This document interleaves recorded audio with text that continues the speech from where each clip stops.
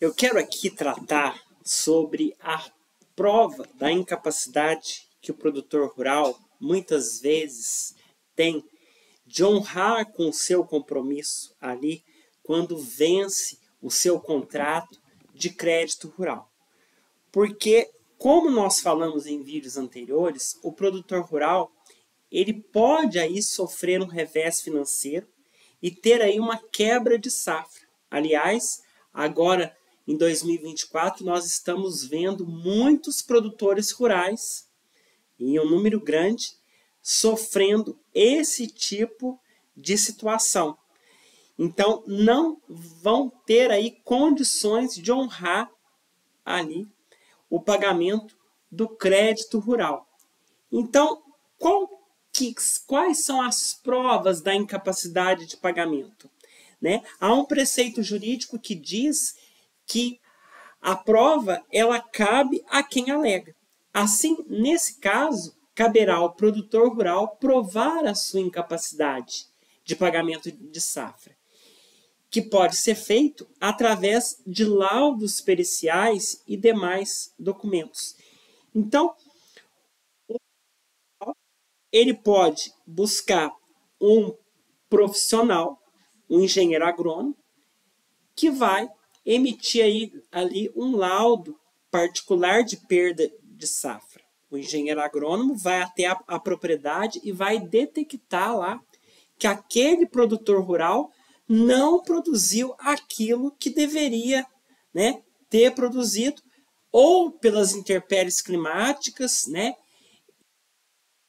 se a perda foi por conta de intempéries climáticos ou na queda de preço dos grãos. Nós estamos vendo aí a crise da soja. O preço da soja caiu e muito. Houve aí uma queda. E o produtor rural de soja vai sofrer aí essas consequências. Não vai ter condições de honrar com o seu crédito rural, o que vai necessitar, então, de pedir a prorrogação. E a prorrogação, como eu já tenho afirmado, é nas mesmas bases do contrato original, né? Que é diferente de uma renegociação que os juros são outros, os encargos oneram o produtor rural. Então, e ele vai precisar também de um outro laudo, um laudo de vistoria técnica. Sabe aquele laudo de vistoria técnica que o financiador ele fez antes de se assinar o contrato de crédito rural? Então, esse laudo ele serve porque há a fotografia do antes e há a fotografia do depois, para haver aí uma comparação. E o laudo de vistoria também de seguro, porque muitos produtores rurais fazem o seguro, né, para garantir aí para proteger aí a sua produção. Muitos produtores rurais fazem seguro e há um laudo de vistoria de seguro. E, muito importante também, um outro laudo, que é o laudo de capacidade de pagamento, né? Para demonstrar que um empreendimento financeiro sustentável, que ele é sustentável, né? E que se adequa, né, à prorrogação pretendida. Então, ele vai demonstrar para o banco que ele está pedindo a prorrogação, sim, mas que ele vai ter capacidade de pagar na data que ele quer prorrogar. Eu quero prorrogar para poder pagar daqui um ano, mas será que eu vou ter capacidade de pagar a prestação atual e mais esta que venceu e que eu estou pedindo a prorrogação? Então, eu vou provar que eu tenho a capacidade de pagamento e através de um profissional da área contábil, né, e também do engenheiro agrônomo, os dois trabalhando juntos aí, eu provo através do laudo de capacidade de pagamento. E o pedido, ele deve ser feito administrativo para o banco antes do vencimento. Deve ser um pedido claro e suficiente, indicando qual o título que eu pretendo aquela prorrogação, o motivo, né, baseado nesses laudos, e o prazo de pagamento pretendido. Qual que é o prazo que eu quero pedir para o banco, que eu vou ter condições de pagar, né? E por outro lado, esse pedido de prorrogação, ele deve ser curto o suficiente para que o produtor não se perca, né, justificando fatos, né, ou afirmando situações que nada tem a ver com o pedido e que pode, no futuro, talvez, ser usado pelo banco como uma negativa, né, de deferir aí esta prorrogação do crédito rural. Lembrando que isso é para eu poder formar ali uma teia de proteção para que, se houver a negativa,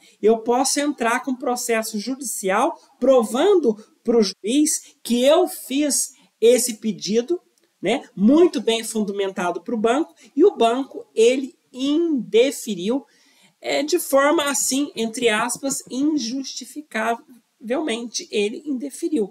Então, caso a notificação seja em relação a algum programa específico, deverá ser justificado o preenchimento ali das condições impostas naquela lei, por aquela norma, por aquele regulamento. Então, essa prova das perdas, ela só é dispensável, né? Só vai ser dispensável quando alguma norma específica do Banco Central vai atingir uma grande coletividade aí e vai isentar de você provar, né, as perdas.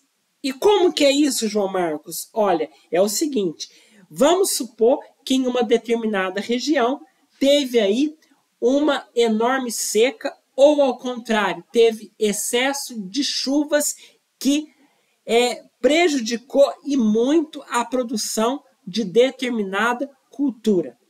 E aí, então, o Banco Central, ele solta aí uma norma autorizando a prorrogação de custeios daquela cultura, daquela determinada região. Aí, assim, logicamente, aqueles produtores rurais daquela determinada cultura, exemplo aqui, o café ou a soja, por exemplo, naquela região, eles terão direito ao alongamento, independentemente das provas das perdas. Então, resoluções assim, geralmente, saem quando o fato é público e notório, né? Atinge toda uma determinada região. Por exemplo, nós vimos aqui na região sul do país que eles sofreram com grande excesso de chuvas, e isso afetou em muito, né, a produção ali naquela região.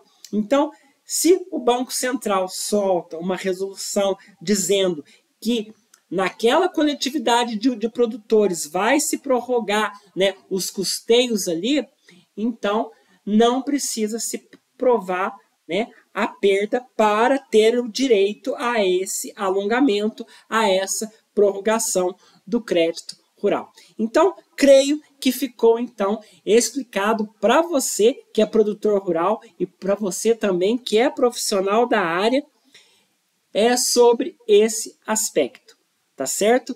Um grande abraço e até o nosso próximo vídeo.